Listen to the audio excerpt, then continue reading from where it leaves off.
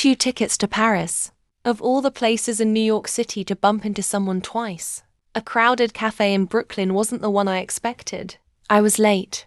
The kind of late where you order your coffee while already halfway out the door. I shoved my phone in my pocket, muttered something about oat milk, and nearly collided with him. "Sorry," I said. "No, my fault," he replied, holding the exact same drink I'd just ordered. Oat milk latte. Extra cinnamon. We both laughed. His accent wasn't American British, I guessed. He was tall, sharp-featured, with that slightly disheveled look of someone who didn't try too hard. I left thinking it was just a random New York moment.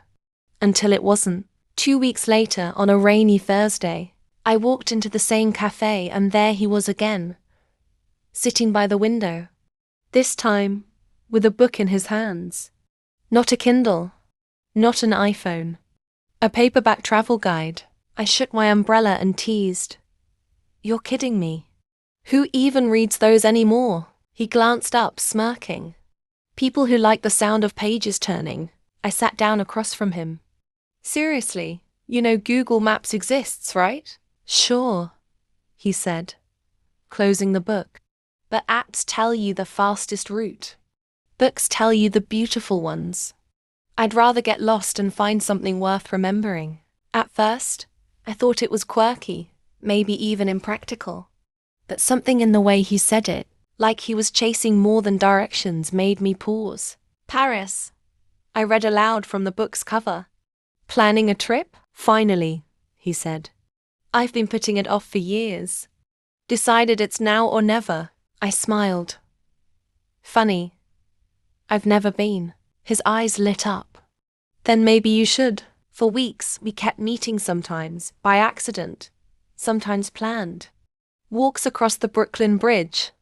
Late-night ramen in the East Village. One Sunday morning in Central Park, he brought a bag of croissants. "Testing," he said. "Seeing if you're Paris material."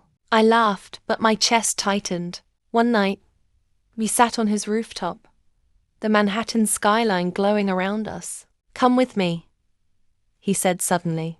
"To Paris?" He nodded. 2 tickets. I already bought them. I blinked. "Do you always invite near strangers to another continent?" He looked at me seriously now. "Only the ones who make Brooklyn feel too small." Silence stretched. My heart raced. I thought about my job, my routines, my carefully planned life. And then I thought about him, and the way he read maps on paper, not screens, as if the world was still full of mystery. "When do we leave?" I whispered. Paris. The city was everything and nothing like I'd imagined. Cobbled streets. Cafes spilling onto sidewalks. The Seine glowing at sunset. We wandered without maps. Sometimes we ended up in dead-end alleys. Sometimes in hidden courtyards filled with flowers.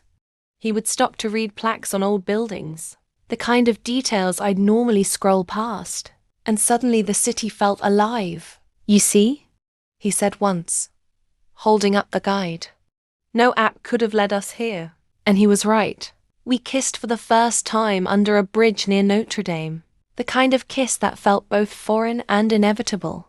At a tiny cafe in Montmartre, I finally asked, "So what happens when the trip ends?" He stirred his coffee slowly. "Maybe the trip doesn't have to end." I laughed nervously. "You're impossible." He leaned closer. "Or maybe I just know when I've found something worth chasing." Epilogue. It's been a year since that first latte collision in Brooklyn.